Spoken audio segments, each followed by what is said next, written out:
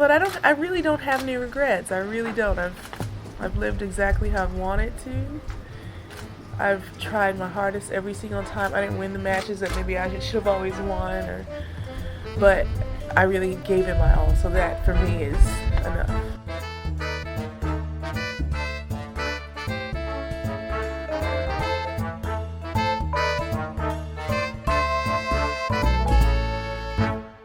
Hello everybody, welcome back to the Body Serve. I'm Jonathan. And I'm James.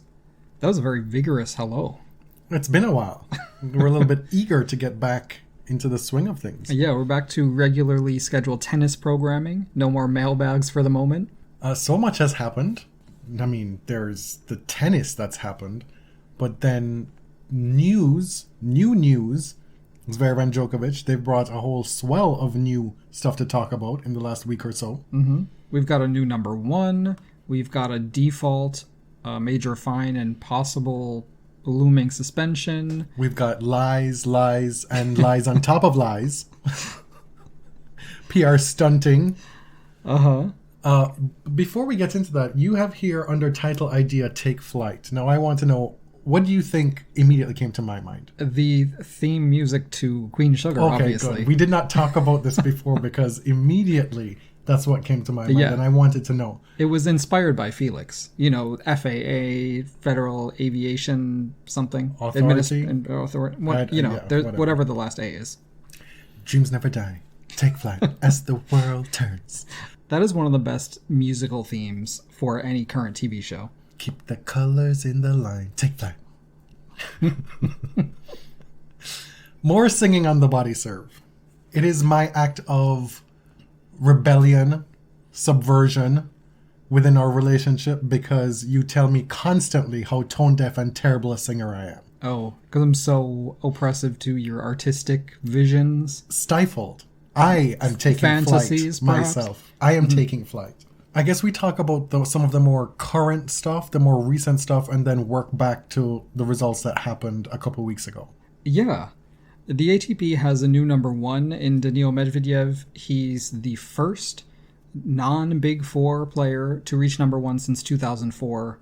He's broken Novak Djokovic's current streak of 86 consecutive weeks at number one and 361 weeks total, which is just absolutely mind-boggling. Mm-hmm. It's reopened this Pandora's box of what exactly constitutes the Big Four, if there is a Big Four, or if it just stops as a Big Three, and who is that fourth person. I didn't realize this was up for debate. For me, it's incredibly disrespectful to Andy Murray to say that Stan Wawrinka is more deserving of that fourth spot than Andy Murray, given the totality of their careers. Right. There's been a lot of Andy Murray erasure over the past few years. There's, you hear mostly about the Big Three now, I think, on tennis Twitter at least. I mean, I don't think we need to get all into it, but with Andy Murray's weeks at number one, with his Olympic medal, his medals, his many titles at Masters 1000 events, beating the other members of the Big Four in their prime when Andy was young. I mean, he has just a really long and consistent career up until 2016. The volume of slam finals as well. Yes. I have no issue if people want to be very rigid about it just being a Big Three. That's fine. Those numbers, 21, 2020, can't argue with that. But, let's just be a little bit respectful. No, there's definitely a distinction. Yes. Right, between number three and number four, whoever number three is. But if you're going to add someone into that upper echelon, it's obviously Andy. Mm. It looked for a while that perhaps this battle for number one could drag out for a few weeks. It could take some time. But lo and behold, with Djokovic losing in Dubai, Medvedev, by default, was handed the keys to the penthouse. Yeah, so Djokovic did return to the tour this week in Dubai at the 500 event there, wins 2 matches, reaches the quarterfinals, and for many, they felt like, okay, Acapulco is a much stronger draw. More of the top 10 is there in Mexico. It's closer to the US. Players are warming up for Indian Wells type conditions. This should be a cakewalk for Novak. And as usual, sports makes fools of us all. I think we take for granted what a lot of these GOATs have done coming back from long layoffs. What Federer did in 2017, what Rafa is doing this year, what Serena has done in the past, for them to just show up and show out without having a lot of practice, a lot of matches under their belt.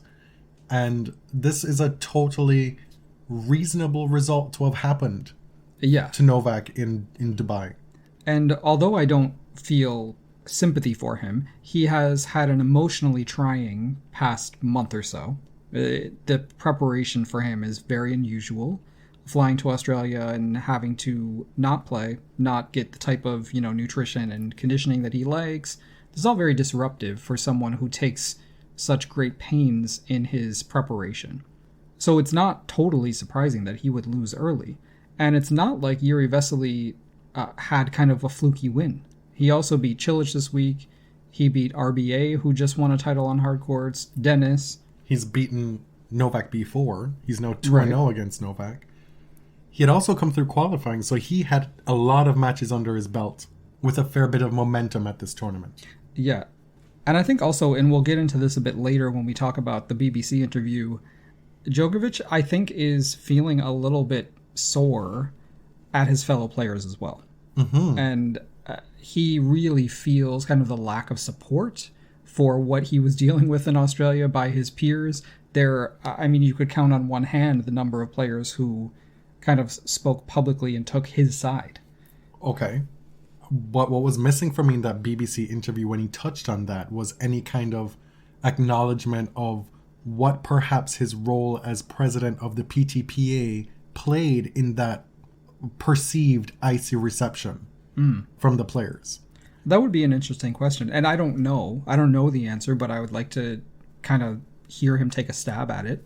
But I think he's somebody who, even if he feels that the general public kind of prefers some of his colleagues to him, he likes being liked by fellow players. Or that it's just a matter of fact that that's been the case. I don't think we need to project that he likes to be liked by his players. It's just what has been throughout his career. His contemporaries seem to like him. Yes. Back to Acapulco, Medvedev gets to projected number one because that's not going to happen officially until Monday. But he finds out that that's going to happen ahead of his match against Rafael Nadal last night. A rematch of the Australian Open final. And Bob's your uncle, if you had any idea how this was going to go. It was an opportunity for Daniil to flip the script, get a second win against Rafa, maybe take some of the hurt and pain off that last loss. And Medvedev should probably have an advantage in best of three. But Rafa came in with a very clear game plan. He surprised a lot of us by even coming to Acapulco. He, in my view, is intoxicated by his recent run of success. And if he's feeling healthy, he likes to have a pretty full schedule. That's just how he's always been. I'm just sitting here mortified by everything that just came out of your mouth. Everything? This idea of why is Nadal in Acapulco? Like, I need folks to get a grip. Like, he is a professional tennis player. Sure. It's a normal thing for him to play in this spot of the calendar. Right, but leading into the Australian Open, his health was a question mark. He went through that incredibly grueling final. And I personally was surprised to see him enter Acapulco. He's had, at least 3 weeks off since then? He has pocketed a presumably enormous appearance fee to show up. Yes. He has, I believe, Rafa Nadal Academy business in... He does, on the east coast of Mexico. Yeah. And I just don't understand the intense scrutiny over this decision. Like, if Rafa is healthy, he's gonna play. Like which is what I said. He likes to play a full schedule because he's generally more successful when he gets matches. But the health is always a question mark. The foot, right? This was something he said before January that he considered ending his career over. That he considered that perhaps his career might end because or of it. Be forced to end. Yeah. I guess I'm lumping you into the swell of criticism over this decision. Now, I understand all of the good reasons for him to go. Mainly, probably number one is that he likes it. And he likes to play. And the fans of Mexico love him. What I didn't get is there was so much panic over his draw. And to me, it was like, okay, this is a very difficult draw, but he's 35 years old. And this is Acapulco. Like, this isn't a Grand Slam. Who cares? It's best of 3. Yes, there's humidity, but like, there's only so long those matches will go. Right. And like, okay, if he loses to a top 10 player in Acapulco, so what? And in the back of my mind, didn't we just go through as Rafa fan collectives? There was this great discussion last year at some point. Well, if as a Rafa fan you were able to see him achieve one more big thing, what would it be? Would it be a second Australian Open? Would it be a third Wimbledon? Would it be this? Would it be that? And for a lot of folks, myself included, it was a second Australian Open. And it happened. And it seemed very unlikely at one point. It happened. And so everything else it's gravy. I know. I mean, that's what we say. But fans, once things started turning in the good direction, we get greedy again. We forget that this is all bonus. So anyway, this is mostly moot because he's played well in Acapulco. A big obstacle potentially in his draw was defaulted. Zverev. He beat one of the top hardcourt players in the world, Medvedev, your new number one, and now he's in the final. A lot of people who were potential obstacles just fell away in rapid time, which is, again, why we don't do predictions on this show. Because typically the toughest draws become the cakewalks in no time. Very often they do. And the first 3 rounds of this tournament for Rafa wasn't that taxing. There were a couple bagels in there. But he then gets the toughest ask in this rematch with Medvedev, and he comes through with flying colors. Untested in the first set, up a break in the second, and Medvedev starts clawing back. There were back-to-back service games in the middle of that second set where Nadal saved in one 4 break points, and then in the subsequent 7 break points. Daniel had no break opportunities in the first set, and then things start to get dicey in the second. That second service hold was 20 minutes long, 7 break chances, didn't convert any of them, and Rafa was making errors and then would follow them up with blazing winners or unreturnables. They were both hitting the most absurd drop shots. This matchup is fun to watch. It is, frankly. Yeah. The tactical nature of this matchup is unique. It was very humid, and the court is kind of slow. And there were a lot of points that looked like clay court points. The drop shots were out in force on both sides of the court. And for a lot of the match, the drop shot favored Rafa. But the 6-3, 6-3 scoreline, it felt a lot tighter than that. The match lasted 2 hours. Nadal will play Cam Norrie in the final. What this dude has done in the last, how many months are in here? 12 months. What he's done in the last 12 months is, people have glow-ups, but how many people saw this glow-up? Indian Wells champ last year, coming into 2022 with the weight of having to defend those points to stay at the top of the men's game, to be able to get into any tournament he wants. He's already won a tournament this year, and now he's in a final in Acapulco, and then heading to defend his title in Indian Wells in a, week and a half? Yeah, Norrie is coming in on a win streak after winning Delray Beach. Rafa's coming in on a 14-match win streak, which is the best he's ever started a year. I will say this. Happy for that man, Cam Norrie, but his game is one of the most hideous for me in all of tennis. And you know what? That's irrelevant. It is. It's absolutely irrelevant. But like, I grimace every time I see that straight-armed backhand. It's giving Jimmy Connors, but on, with the wrong hand. If Rafa is to win this match tonight, we'd be done recording before that match happens. If he wins, that's 15 straight matches won to open 2022, 3 consecutive titles to start the year. Every last single one of them on, what was that? A hard court. Yes, I get what you're poking at here, but are there still serious people who are making quips about clay court specialists? Like, there can't be any actual serious analysts or commentators who are saying stuff like that. Mm-hmm. Fair, I take that point, but I still don't think he gets enough credit for his prowess on hard courts. And a lot of that had to do with the injuries over the last few years and his inability to really survive the hard court summer. Right. After the French Open and the clay swing. But he's won the Rogers Cup a couple times in the last couple years. And do you remember when Ben Rothenberg would trot out that stat of all of Rafa's record in hard courts in the last few years? Yes. Remember how that was a recurring thing? And it was like, well, injured, retired, injured, this, that, broken foot, toe, head top, foot bottom. But in between those were wins. Yeah. He's turned that around quite a bit recently. And also, he was winning, he won Indian Wells in Canada very early in his career. Mm-hmm. He was quite young. But the narrative was that those days were done. Yes. That Rafa's hard court success was a thing of the past.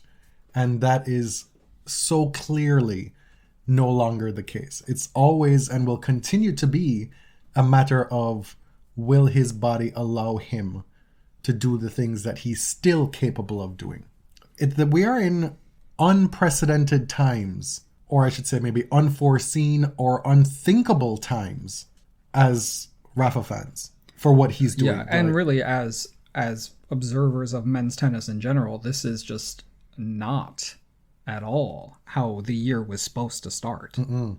And I understand that Rafa has been pushing back against this narrative that's followed him throughout his entire career, that because of the way he plays the game, because of his style, because of his energy levels that he puts into his play, that he was not going to have a long career. Mm-hmm. Right? And he's 35 years old now, but I will implore the listeners and the ones who are Rafa fans, everybody has their haters, fine. If you don't like Rafa, that's fine too, But if you are interested in his continued success, really and truly, this is the time to just savor it and enjoy it. Because 35 years old, yes, he's proven people wrong, but there probably isn't a whole lot further to go. Right. This can all end. Mm-hmm. For anyone. It can end at any moment. It almost ended for him. Even if he's granted great health in the next little while, he probably has like maybe 2 to 3 years tops left, So like, enjoy it. Is that what you're saying? That's what I'm saying. Enjoy Not trying to sound too negative, right? No, I'm saying this is great. This is a gift. Enjoy it. Seize the day. Yeah, take flight. Now, Acapulco is fun. And so many of the tournaments that are held in Mexico are simply fun. Like Guadalajara last year, Acapulco this year, they've done a great job on just putting together events that the fans seem to enjoy. And therefore, they're a pleasure to watch.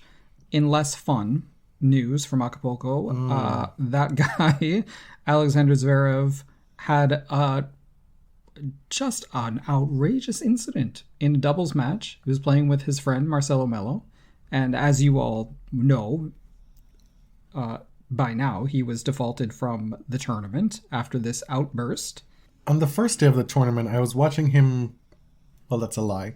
I was looking at the scores in the app, and I saw that he was playing, and I just got overcome by this rage. Mm-hmm. And I read the thread. I would characterize it as rage. And annoyance that nothing has been addressed with this, really. You know? That things are just carrying on as usual. And I don't know if that was some kind of premonition moment for what was to come, but the very next day in doubles, he loses his blob. Yeah. So That's a Billy Elliot quote. Late in the match, what it was 8-6 in the tiebreak, there was a call that he disputed. He thought his opponent's ball went wide. It wasn't called. He absolutely lost his mind. Called the umpire a fucking idiot. Was screaming at him for a little while. The F-bombs, they were just all over the place. They were targeted. He stomped across that court, still cussing up a storm. So the match ended 1 point later, and Alexander goes up to the chair and whacks it a few times with his racket, forcing the umpire to actually move his feet out of the way. Goes up to the umpire's chair. Yes. And then he walks back to his chair, and Melo is just kind of standing there doing nothing. And then Alexander goes back to the umpire's chair again and hits it again. So a total of 4 times. And the whole while, he's also like screaming profanities at the umpire. And staring down the umpire. Yeah. So there's a lot of physical intimidation going on here. When Pliskova did this a few years ago, we talked about it a lot, right? It became the lumberjacking. We've roasted her right. a lot. It took a couple of years for us to even have any kind of in the vicinity of a rooting interest for Pliskova. Yes, and we no longer really refer to her as lumberjack. Sometimes or the incident as the lumberjacking. Right. This was a similar but highly escalated version of the lumberjacking because it felt like uncontrolled rage, right? It was it was directed at the umpire. It was not only a few whackings of the chair. His racket was destroyed. The umpire had to move his body out of the way to possibly avoid being hit. And the weirdest thing to me is that after it's done, Alexander gives his broken racket to a fan and then proceeds to sign autographs for quite a while, as if this were a totally normal end of match situation. I mean, what is going through your head at that point? There were so many things that stood out about this moment. For me, I watched that and I saw Marcelo Melo react in a way that told me that this was not a new thing for him to witness. That's what I took from it. We know that they've been friends for a long time. We were in Cincinnati where Marcelo Melo interrupted Zverev's press conference and they did this whole thing. They thought it was cute. For the other people in the room just trying to do their jobs, it was... More to the point, this made me think about just how many men in his life and men on the ATP have witnessed things like this and said or done and don't say anything. Nothing. Yeah. John Wertheim even called out Melo on Twitter, not by name, but said, the 38-year-old partner basically should assess his close association with this team. I was surprised because that was pretty forceful. And, Melo's reaction was a big nothing sandwich. I just expected like a doubles partner and friend to sort of try to pull him back because we know what happened, but in the moment, you don't know what he's about to do. How do you allow him to go back to the chair? Yeah, that was weird to me. And I mean, it's not Melo's fault. No. Alex is a grown man and he has control and responsibility for his actions. I'm not blaming Melo for this. It was a whole weird situation.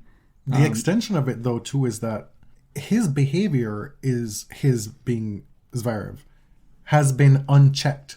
That's another thing that I took away from it. He really felt he can get away with pretty much anything. He can do whatever he wants without consequence. And what really gets me to that place is the fact that this man is being investigated by the ATP Tour for allegations that were made against him that he abused his ex-girlfriend. Right. That is currently happening. So if you've been accused of being violent in private. The fact that you would be violent in public like this is alarming. And I am personally not comfortable making that connection, like making the correlation that if you do this, then you're guilty. I'm absolutely not saying that because I'm personally just very uncomfortable with it. Like, I don't know enough about abuse to make that conclusion. But to reiterate... I'm just saying, like, why, if you've been accused or people think you did something like this, why would you act like this in public? You know? He has no impulse control. Right, clearly. And he also feels like he can get away with anything, pretty much, right? That's the combination of the two. We need to reiterate here that we believe Olia Sharapova. Yes. Point blank period. Not because of what happened on this court in Acapulco. Right. I like how Steve Tigner framed this incident on tennis.com. He wrote about some kind of a series of escalating incidents among players versus umpires. So he referenced Shapovalov's "you guys are all corrupt," Medvedev's outbursts at umpires at the Australian Open, and he made the point clearly that this is the worst of the bunch, where this is the most serious, but they're not isolated incidents. There's kind of been this precedent set that you can talk crazy to an umpire and in some cases intimidate them, call them names, and the penalties will be either non-existent or minor enough that you don't really feel it. You know, if it's a fine, you can afford the fine. And it made me think tennis is extremely permissive in the way that it allows players to interact with officials compared to a game like basketball, like in the NBA. If you argue with a ref for just a little bit too long, you'll get a technical. Like, people are getting technicals out here for anything. In the NFL, taunting is a relatively new offense, I believe. You know, flags are thrown for very minor incidents, whereas in tennis, it's like you can get away with quite a lot in such a supposedly upper crust buttoned up sport. The fallout from this incident has been pretty swift. Within a couple hours, Zverev was kicked out of the tournament. This happened in his doubles match. They lost. And then a couple hours later, he was kicked out of singles in Acapulco. He had to forfeit his prize money. He was fined $40,000. And he had to forfeit the ranking points that he had earned as well. And then the ATP claims that there will be further review. What that may mean is that a suspension could be forthcoming, or it might not, or we could see something like what happened with Nick Kyrgios a couple years ago, where he's given a suspended, basically a suspended suspension or yeah. a provisional suspension for time served. It's like time served. It's, you know, if you do something crazy again over these next 6 months or whatever, you're going to be in big trouble. And a similar thing happened to Fabio Fognini as well. Mm-hmm. What's crazy to me about this whole incident is that Djokovic in Australia took the entirety of the wind out of the sails, out of the investigation and public discourse surrounding Zverev. That was a non-issue in Australia. Mm-hmm. It was a gift. It was a gift. Because people stopped talking about it. In a similar way that the Tsitsipas bathroom breaks, you know, overshadowed the same discussion during the US Open. The Peng Shuai situation as well helped make this kind of go away for Zverev. I imagine the ATP was very pleased with this. I imagine they were equally, or if not doubly displeased, that this incident has now brought the Zverev issue squarely back into the public's consciousness and put heat on the ATP, so much so that they've finally issued some kind of update on what's going on with their investigation. They claim that it's ongoing, that they have contracted some third party to aid with the investigation. Mm-hmm. It doesn't say that they've completely outsourced it, but they've gotten some help. Oh. And that it's ongoing. Okay, because back in October they said it had already begun. Right. They're saying that it's been going on, but we've now gotten some more help. As to whether you believe them, that's another matter. Okay, fine. But for those of us who don't have insider knowledge into what's happening within the ATP, you'd be forgiven for thinking this thing wasn't going forward very swiftly. And if he was a good boy and he behaved and didn't draw attention to himself, that this whole thing might not amount to much. And then he goes and does something like this publicly. And so now, the Washington Post ran a story today lumping him in with people like Phil Mickelson for issuing stupid apologies for stupid behaviors. So now, people in America actually know who he is. And tennis players who are not American are not famous in the US. He's been on TMZ. Like, he is his own worst enemy. Everybody and their mother and their dead granny in tennis were doing the most and their best. Please, you really have to preface that's Jamaican humor. Okay. Before you start talking about people's dead grannies. Everybody in tennis had been and were continuing to do their best to prop up, to help this dude, to sweep this stuff under the rug, to celebrate his vast, incredible on-court achievements, one of which is not beating a top 10 player in a Grand Slam to date. And still, he could not get out of his own way to do his part to make this go away. The mentality of that, I cannot understand. I think even looking at this incident in isolation, this is a doubles match. First of all, was it worth it? Right. Was it worth it? Really? The minor monetary penalty, you've been fined the maximum $40,000. You lost your prize money. You lost your points from this tournament in both singles and doubles. Okay. But you might be suspended further. Was it worth it over a doubles match? Your first doubles match of the tournament? Really? But also, like, this is not an isolated incident in this sport. This kind of behavior has been kind of tolerated. And I don't know what umpires can do, because this is an individual sport.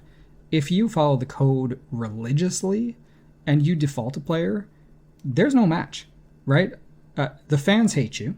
The tournament might be really pissed off. The ATP might be mad. Like, this is different from ejecting one player from an NBA game. You're ending a match, if an offense is egregious enough. It's part of the sport, but it's also this history of just allowing and celebrating some really crazy behavior. They've got to go. This happens. You cuss a blue streak at the umpire like that, you go. It's done. End of argument. The first 5 people to have that happen to, it doesn't happen anymore, or very sporadically. The point is, it has not been dealt with or addressed. And so the escalation has happened. And to your point, it is wild that he acted like this in a doubles match. You are the world number 3. This is not a Grand Slam final. No disrespect to doubles. Like, we champion doubles on this show. But for him, you are not a doubles player. But this is just fun for him. Yeah. Right? Like, he's not trying to reach number 1 in doubles. Like, anyway. So, meanwhile, on the other side of the world, Leander Paes was just found guilty of, quote, various acts of domestic violence against his partner. I had no idea this was even going on. I did not either. Yeah. I did know that there were lots of murmurs about whether or not this dude was a good dude. And why over the years certain former players, former doubles partners don't get along with him anymore and all that. So yeah, that sucks too. One last bit of info before we wrap Acapulco. John Millman had to retire during his match because he inadvertently hit himself in the eye with a tennis ball. What the hell is going on in Acapulco? Yeah, that was unfortunate.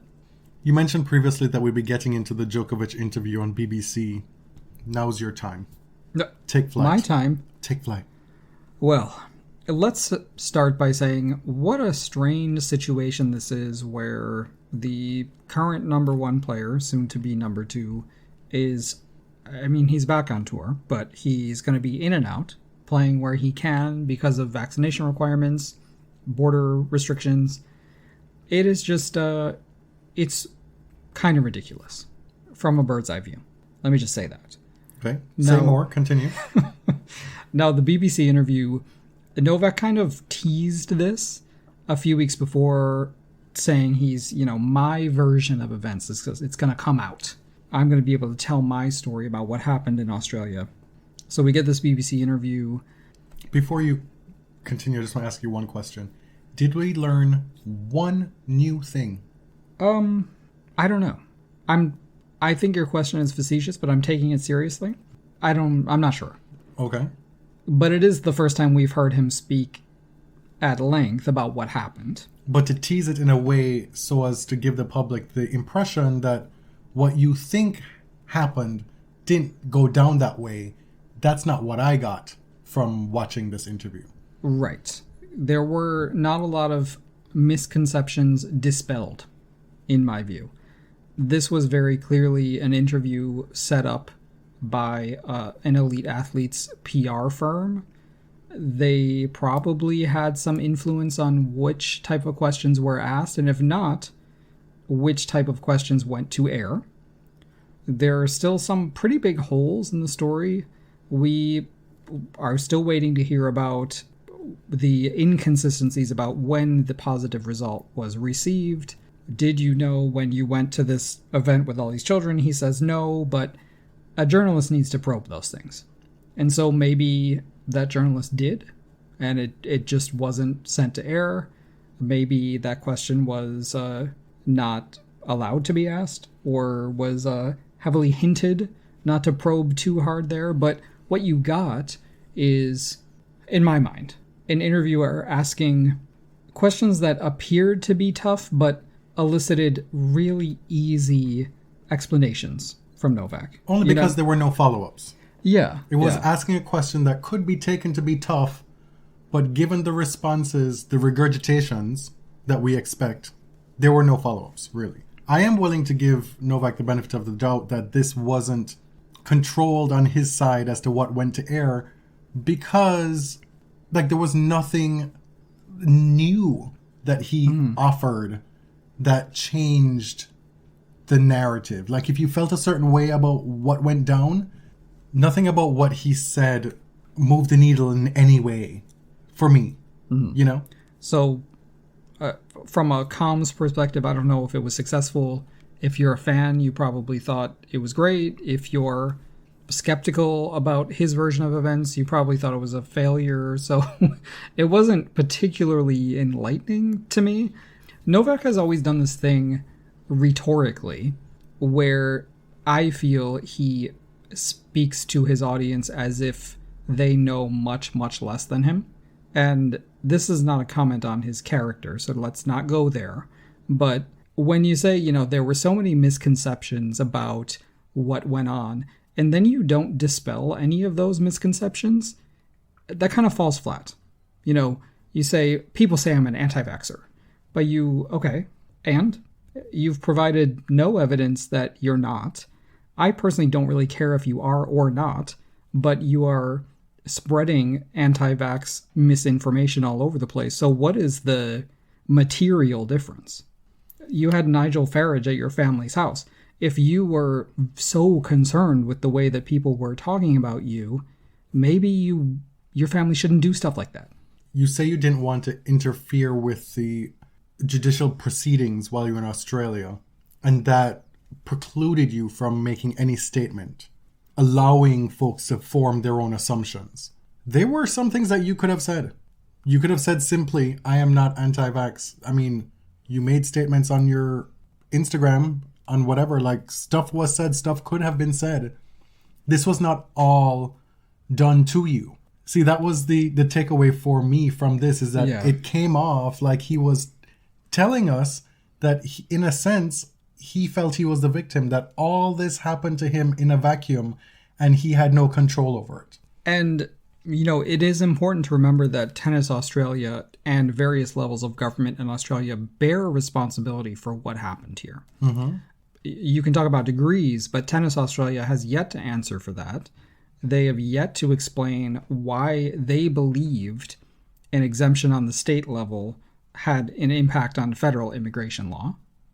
And really, Tennis Australia is the body that lured him to the country. However, when Djokovic says several times that I was prepared, first of all, to stay home from Australia, and I am prepared to sacrifice titles and statistics because I do not want the vaccine. Okay, but you still came to Australia. You came to Australia, all that happened, and then you proceeded to have this long, drawn-out public court affair. Right, because if it was, well, I feel this strongly, I'm just going to go home. So why didn't you go home? You know, if playing in Australia was less important to you than the principle of controlling what you put in your body and having control over the medical information you share with the world, those are both your prerogative, right? That is your right. I just feel like there's a bit of dissonance here. You also don't get to sit there and say that assumptions were made about you with respect to your stance on vaccines when you toyed with the media for months about what your vaccination status was and whether or not you would be playing in Australia. If you were so determined to stand in your truth and not play Australia, then you could have made that known on multiple occasions over many months heading into this situation. He created this firestorm of speculation that allowed people to, as far as he's concerned, make assumptions about him. It's not just that he didn't say anything about what he was thinking and feeling and his beliefs in Australia once he got there. He didn't say it in the many times that he had the opportunity to say it or dispel things in the months leading up to this. And he took a tongue-in-cheek approach to it the entire time. So miss me with this I'm being put upon approach that he's taking now. Yeah, like listening to the interview was just like, well, if you knew that people were filling in the blanks, right? People were developing opinions about you. Like you've had, I don't know, why didn't you just dispel those a long time ago? Like you have a huge platform. You have many opportunities to do so. When you say in the months leading up to Australia, oh, we will see, I don't know, we'll just have to wait and see, you're leaving room for people to go and speculate about whether that COVID positive test is real or not in December. That is something materially that he did that contributed to that. If we are to take it at face value and take his word for it, that in fact did happen, right? The other thing, this BBC interview, it was poor because so many facts were allowed to be spun in a certain way to benefit Djokovic and allowed to remain then on that record as being facts when they were in truth false. Yeah.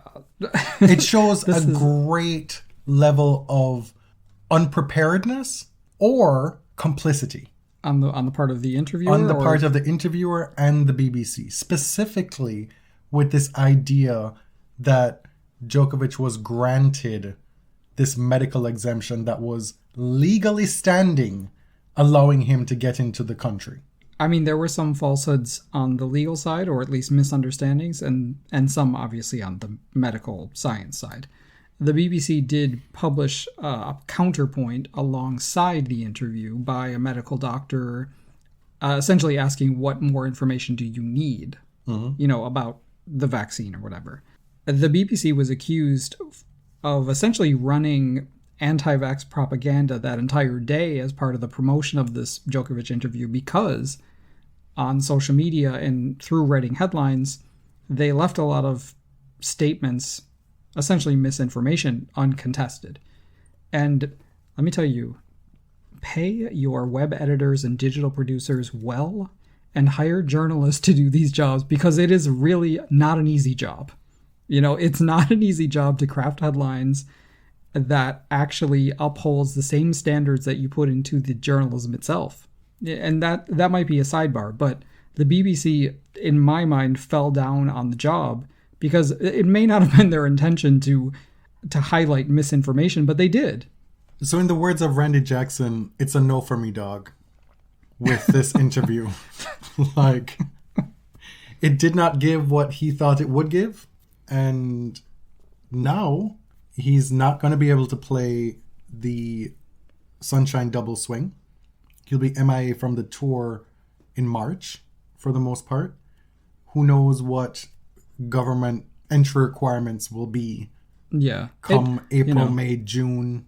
A lot of countries may start liberalizing their requirements throughout the year. We may see more of him. And I don't know, maybe that makes it easier to make the sacrifice now, assuming that things might change. But Novak is a highly principled guy, as flawed as that can be. Let's move on to greener pastures. Who is green? Felix Auger-Aliassime yes. won his first ATP title after, 9 tries? His 9th final. Mm-hmm. This was, he really got a monkey off his back here. It was beginning to be a little bit worrying. Fans, we knew that eventually he would get there, but I'm sure it felt like an incredible weight off, and to me, it feels like this is a new phase of his career going forward. Especially after playing Medvedev so hard in Australia, taking him to 5 sets, to then follow that up immediately with this first title run, and then to get to the final again the next week. He had made this back-to-back finals, the same stretch, a couple years ago. Mm-hmm. The Rotterdam-Marseille double, and lost both finals. He did it again this year, winning the first leg in Rotterdam and then losing the next one to Rublev. Yeah. And it was not an easy opponent in the final. Tsitsipas has had a winning streak against Felix. Felix was able to upend that trend. And, it was just a pretty dominant performance in that final, especially on serve. Felix lost only 7 points on serve in that entire match. It was a 6-4, 6-2 victory. I mean, I didn't really know what to expect going into the final, especially with their kind of recent history against each other. And Tsitsipas, for his part, he's, fresh off a surgery in the off-season. He's had mixed results, right? He's had some really good results, reaching the final here, reaching a few semis, and then he's also had some puzzling losses. Again, it's important to remember that Felix is still only 21 years old. He's now made 10 ATP finals at 21 years old. That's a lot of finals for that age. Yeah. And the trajectory at Grand Slams has been really good over the past year. It was just that, that bugaboo, that losing in finals all the time. When is he going to flip the script? And I think this will be really, really important to his career over the next year or so. Maybe. Maybe. Sure, maybe. And selfishly, it's one of the few really feel-good stories in men's tennis. Felix is fun to root for, right? Yeah. Not only he's Canadian, so it's cool to have a Canadian champ that we can get behind, but typically I'm not super jingoistic about it. I mean, I'm not even Canadian actually, but I don't usually choose players that way. But I've wanted to stand for Felix for so long, and I have, but this just feels like a reward. Mm-hmm. There's this two-edged sword thing. Double-edged, yeah. Yeah, I guess that works better. More well, precise. That's what it's called. With the way Felix is talked about and viewed, I know you wanted to maybe leave this for another episode, but you've just reignited it in my mind, where on the one hand, we have so many poorly behaved and awful people on the ATP tour, frankly. And Felix has presented himself to date as squarely unproblematic. And so there is that going for him. But there is also something that we always need to be mindful of when we talk about black people, and in tennis here specifically. There's an element of respectability politics in the way people like Felix and the way they talk about him being good for the game, that they would never really talk about in the same way a white person. Mm-hmm. Mm-hmm. So why is he good for the game? Why is he important? When we were so quick, and by we I mean the collective y'all, why are y'all so quick to decry the behaviors of, say, Kyrgios at the start of his career? Kyrgios has squarely dug his own bed. Made his own bed, dug his own grave at this point. Yes. So that's not really an apt comparison. But the way we talk about other black players and the the strict adherence to a certain type of code of behavior for us to be able to stand them. You know, like there's an element of that with Felix that I'm always kind of trying to keep an eye on and keep it at a distance, because it holds, as much as we think he's great for the game, you hold him to a standard that other people, his counterparts, do not get held to. It's kind of like the articulate trap. Yes. You know, white people need to be very careful about not using a word like that to describe black people. We know this, but we, meaning me and other white folks, also should be wary of celebrating only a certain type of black athlete, right? That said, love Felix. You know, that's not going to change. It could. You cannot swear for any of these men. True. You cannot. What have you learned over 7+ years of doing this podcast? That is so Never true. swear for any man. That should be the title of this episode. Yeah. Take flight. You know how Joe broke my heart when he made the hormones comment? I mean... Yes. It didn't deter you, though, from being a stan. Well, Truth tea. You banned him from the show for a different reason, and I endured it. Yeah. Didn't fight too hard. He deserved it. Yeah. Speaking of someone who deserves a quick ban. I thought you were going to say a quick bang. No. Very much no. Who deserves a quick ban? Well, you wrote on the agenda the George W. Bush Redemption Open. Ooh. Dallas. See, this is what happens, right? The U.S. has seen an exodus of tournaments. The U.S. has lost a ton of tournaments over the past 10, 20 years. And then when you host tournaments in the U.S., shit like this happens. When you host it in Dallas. And you get champions like Isner and Opelka and Sock, and okay, great. Like, those are our men's tennis players, but what is it doing for us? Yeah, so we got to see a championship weekend of fawning over Really? W. Like Really? Fawning. The failed, disgraced former president of the United States, George W. Bush. I do want to take you back to 2007. What was the world like when George W. Bush left office? Did we feel good about him? Donald Rumsfeld, of all people, resigned from his administration, lost badly in the midterms in 2006. The presidency was a fucking disaster. And the only thing that saved George W. Bush was that Donald Trump was impolite. That's it, right? George W. Bush should be in prison. He is a war criminal. But this is American politics, right? Any piece of shit can be polished. And this is what happens with presidents. Someday Donald Trump may be, we'll laugh at him, but it won't be seen as a disgusting, shameful Existential episode. threat. Right. George, this is one of my pet topics off the podcast. Like, the rehabilitation of this person, this evil, despicable person. So I hope you know, I wrote this in such a way so as to give you your time. Yeah. To get this off your chest. But the fact that this man is not behind bars and instead he's patting Riley Opelka's head is viscerally disturbing to me. This was added to the agenda a while back. And subsequent to this, current world events have escalated, where Russia has invaded Ukraine, and that has had direct ramifications for some of the players on both tours. For Russian players, Ukrainian players, for Belarusian players, anybody who is friends of these players, anybody who lives in the general vicinity of those countries, in ways that we don't know and we may not know. But thinking about what's going on now with this George W. Bush Redemption Open bullshit that happened, just last night I was thinking, what would have happened if any of the American players wrote "No War Please" in 2002 on on-court camera the way Andrei Rublev did as a Russian after winning his match the other night? Because in a sense, my initial reaction was, what does this do? What materially does this do? It felt, I was tempted to think it was an empty gesture. And then I was like, no, you dumb bitch.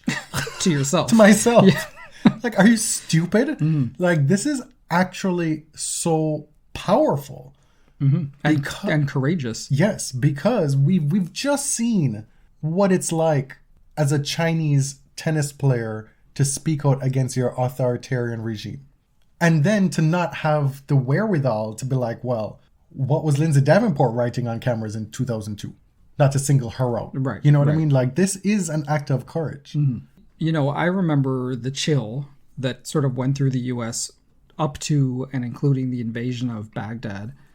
You know, and there was this wave of, you know, it felt like you really couldn't be free to speak your mind. And we were still in this post 9/11 arch conservative phase and patriotism and all that.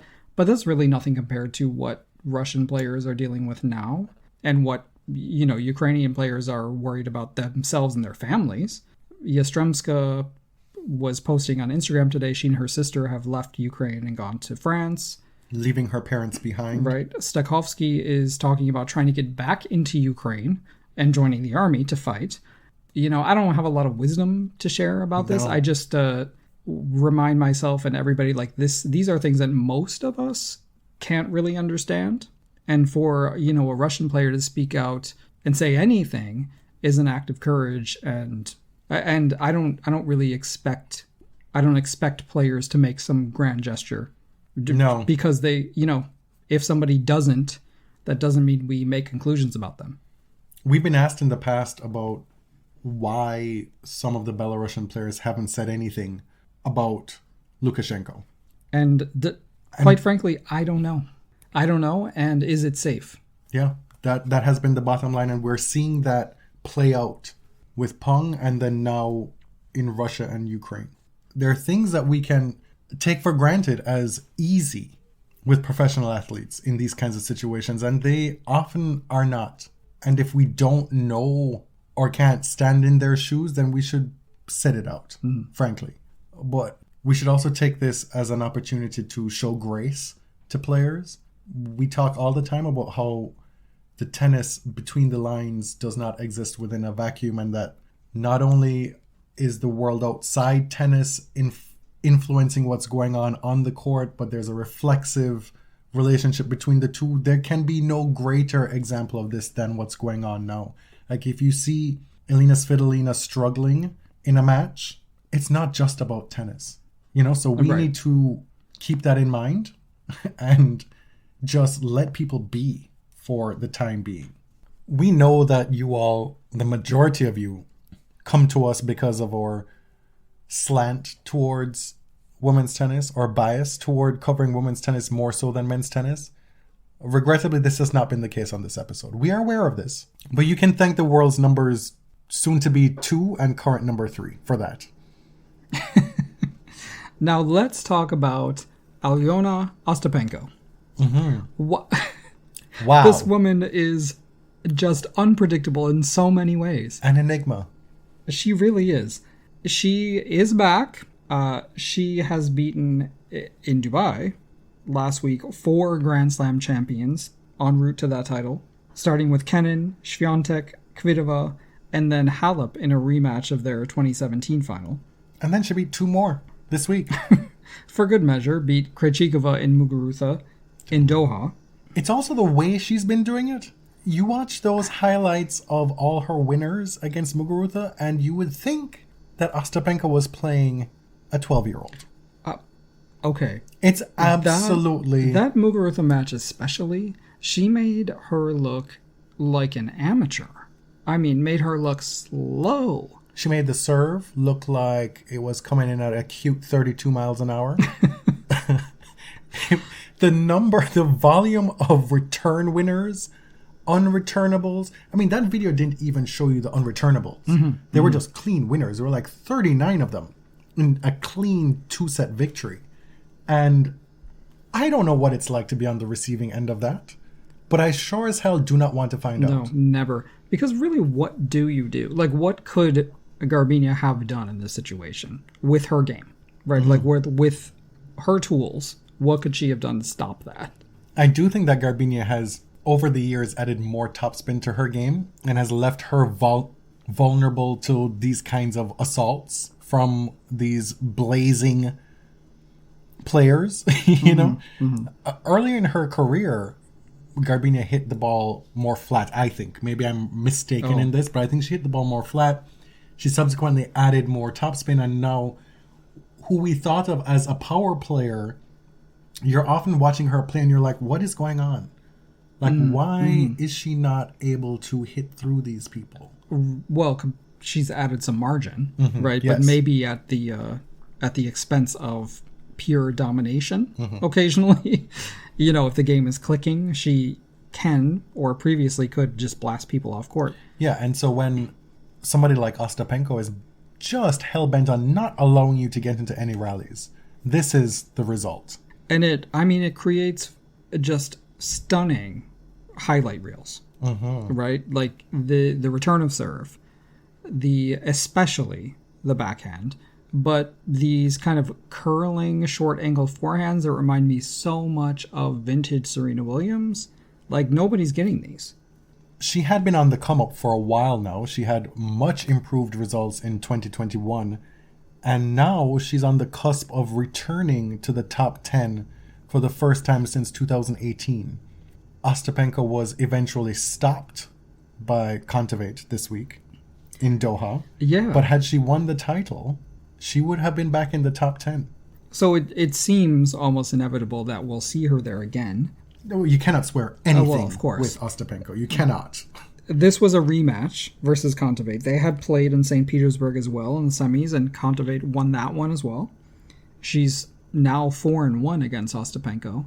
They both came into this match in Doha on incredible runs, right? Ostapenko was on a 9-match win streak, her career best. Kontaveit was also on a win streak, having just won St. Petersburg. But Annette just lost to Iga Swiatek in the final of Doha in a pretty overwhelming fashion. You think? You know, Iga, she can do this, right? She can. If she does not allow her second serve to be a vulnerability in a match. She served and won 80% of her first serve points in this match. 6-2, 6-love. Iga wins the biggest hardcourt title of her career, the Doha 1000 event. Only her fourth title overall, and second on hardcourts. I mean, she's still only 20. Four titles, but it feels like she's been close to the top of the game for a long time, right? And her titles are pretty big ones. Yes, we've come to an impasse. We are in agreement. Okay, yes, there's no more discussion to be had. But look, at this tournament in Doha, I think we are at a point where we could see more quote-unquote stability at the top of the women's game, because the top 10 now reflects who the best players are in the women's game, I think. For a long time during the pandemic, it didn't. And so we got to situations where deep in big tournaments, it was like, well, who's that? Who's that? What? Huh? And of course, there are always people hatching and snatching on the WTA Tour, but these folks have hatched, they have snatched, and they are persisting.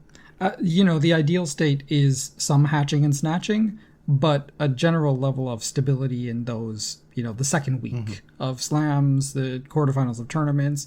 You'd like to see some of the same names repeat themselves. Because one of the pitfalls of hatching and snatching is that it's kind of coming out of nowhere almost. And then there's an adjustment period, and sometimes it takes a while before you're able to sustainably snatch all the time. And if it happens too young, right? Maybe you haven't maybe you don't have the team around you. Maybe you don't have the experience to become a week in, week out great player. So now we have folks who have gone through that down period and who have worked on stuff, figured it out, and they are there. And I think the ideal, like you said, situation is where you have this equilibrium across the top of the game, but still leave a few cracks here or there where somebody could come through and snatch every once in a while. But if you are to come and snatch, you have to beat the best, right? Yeah. But so where we are now with this tournament in Doha, we had 9 of the final 16 players in this draw ranked 1 through 13. Well, Barty isn't there. I'm saying the top 13 ranked players in the world, 9 of them made the round of 16 at this tournament. Okay. So that led to crackerjack matchups at the back end of this tournament. Look at the quarterfinals. There is nobody outside of the top 15 seeds in the quarters. We had Sabalenka, Swiatek, Goff, Sakari, Jabeur, Kontaveit, Muguruza, Ostapenko. Sabalenka, who won a match with 0 double faults. So, Sabalenka, the world number 2, Swiatek, goes without saying. Like, this is a list of the players who have excelled over the past year and have really earned their ranking. And so you're getting matchups that are better than Grand Slams because they're forced to play top players earlier. And you're still missing people like Barty, Osaka, recent slam runner-up Danielle Collins. Like, there is such a wealth in the WTA, but it's exciting to me to see in February a quarterfinals that is so stacked like this. The depth on the WTA tour. I know we groan on and drone on about this, but I'm just looking through the rankings here, and it's a minefield. It's like playing Minesweeper without any tactical... Is there a strategy to that game, by the way? There is, I don't know it. There's a proximity to strategy, but no definitive way to secure safety from destruction. Okay. Which might be a good way to describe the WTA tour right now. Yeah. So Iga wins the 1,000. Up to number 4 in the rankings as of next week. You mentioned that Sabalenka was the number 2 player in the world, the number 1 seed at this tournament. She will fall to number 3 because Barbora Krejcikova is going to be your new world number 2 come Monday. And you can't say she didn't earn it. Annette Kontaveit is making her top 5 debut at number 5. Maria Sakkari. There have been a lot I know, this is like your pet project. It's my pet project. Making the case for Maria because she gets a lot of trolling online. She made what, like 8 semifinals last year? Your favorite she continues. Listen, she continues to make deep runs. I understand she hasn't won these tournaments. And she just made the final in St. Petersburg, right, against Kontaveit. Finals in St. Petersburg, losing to Kontaveit, and then losing again in the semifinals in Doha. Her number 7 ranking come next week. It's kind of depressed, I think. You think so? Yeah. But who has been more consistent? But there are so many other players winning titles. And like we've just said, how many different players have been successful? There's only so much wealth to go around. Kudermetova, a runner-up to Ostapenko in Dubai. She won doubles with Mertens against Ostapenko and Kichenok at the same tournament. She was the runner-up in doubles to Goff and Pegula, a new doubles team. But Coco Gauff has seen a lot of success in doubles. And I've said this many times, but to me, this is a good example of a player who's building a career for longevity. Coco. Why? Because, I think her success has come gradually after that must have been 2019 Wimbledon, where she had some big wins. She beat Venus, and, she was a headliner for a while, and there was immense pressure on her to repeat that. She didn't immediately, go a step further and start to reach semis and finals and explode in the way that some other players around her age have, or a little bit older, like Emma Raducanu. Like, her success has been so gradual. She's learning to play on tour week in and week out and absorb the losses and move on. Like, she had a great clay season last year. Is she a Grand Slam champ? No. And that's fine. And that's possibly even a good thing. She was a runner-up in doubles at the US Open last year. I think the trajectory of her career is encouraging, and it's, for years on this show, we've almost had this impulse to protect her from the very worst that tennis does to its youngsters. It's more not wanting to participate in it. Yeah. And it seems like, she's got a good head on her shoulders.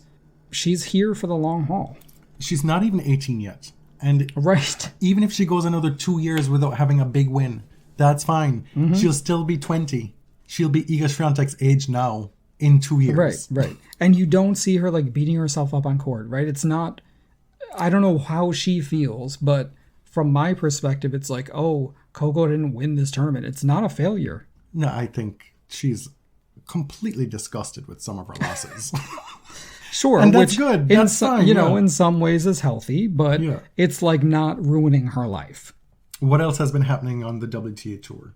There have been decidedly fewer tournaments on the WTA than the ATP. Yeah, so I think that's the big story, right? Is that since the Australian Open, there's only been, I believe, 4 WTA tournaments versus like over a dozen ATP tournaments all over the world.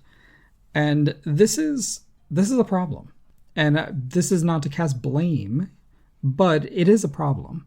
With the Chinese tournaments absent from the calendar at the end of this year, there are far fewer opportunities for WTA players to make money and earn points. Period. Okay. And so if you're outside of the top 50 or you're not qualifying for big time tournaments like Dubai or Doha, what are you doing in February? Right? February might be a total wash.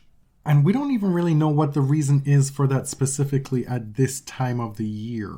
No, I don't know why. But, I mean, the numbers are very clear, right? There's just far fewer opportunities for WTA players right now. I feel like that's always been the case, but the discrepancy has been exacerbated. Yeah. At the end of the Australian Open last year, there were tournaments in Australia after the Australian Open for... players made the effort to get down there in a really challenging time. So there were more opportunities. But this month, there have been opportunities if you're a player who can qualify for St. Petersburg, Doha, and Dubai. But if you're not, like, where are you playing? Outside of challengers and ITF. Mm-hmm. If I were to hazard a guess, I would think that if there is a scarcity of resources, a patriarchally run world historically privileges men's sport over women's, and so those resources will be allotted accordingly. I can't speak specifically with certainty that that's what's happened, but that is my guess. And sure, like throw some outrage, I guess, at the WTA. There must be some culpability there, but they don't run the tournaments exclusively. You have to have... Yeah. They don't own the tournaments. No, you have to have people wanting to operate these tournaments and sponsor them. So I don't know. It's something to keep an eye on going forward. We are also still in the middle of a pandemic, so that must be the overarching influence. And then you deal with all the subfuckeries that come below that, Right. I'm just saying, with, the ATP is digging in with China, right? Like, they're very clear that those tournaments are going to go on. Oh, yeah. They've already released the WTA removing a lot from their calendar toward the back end of the year. Like, this is clearly a very challenging time for the organization. I agree. I guess my point is, like, trying to balance the, not necessarily outrage, but disappointment in the paucity on the schedule with an understanding of, like you said, just how difficult these times are. Yeah. Okay, I think that does it. Yes, I think so too. We're back in the swing of things. Indian Wells is coming up very soon, followed closely by Miami. We are keeping an eye on, like, tournaments. I've even started to look at maybe some flights. Oh, really? But again, who are you going with? I don't know. You have a busted back, so... Again, dependent on changes to be made to entry requirements to get back into Canada. Because I'm not trying to go somewhere and be stuck there for like 2 weeks waiting to get a negative test to come back. If for some reason I test positive while I'm there. As of right now, Canada federally has changed the re-entry requirement from needing a PCR test to just getting a rapid antigen test, but one that must still be taken within 24 hours of departure back into Canada, which still does not quell or fully quiet my concerns in that regard. So we do hope that if not one of us, both of us will see you on tour sometime soon. Sometime in 2022. Let's move beyond soon and be a little bit more broad. My name is Jonathan. You can find me on Twitter at tennis_John. And I'm James at ElliotJMR. 2 L's, 2 T's. Find everything related to the body serve at linktree.com/thebodyserve. Thank you to everybody who understood the assignment and wrote back and contacted us with luminescent and mellifluous. There will be no code words at the end of this episode. The responses were voluminous. Is that the code word No. for this week? No. Thank you for listening. Till next time. Thank you very much.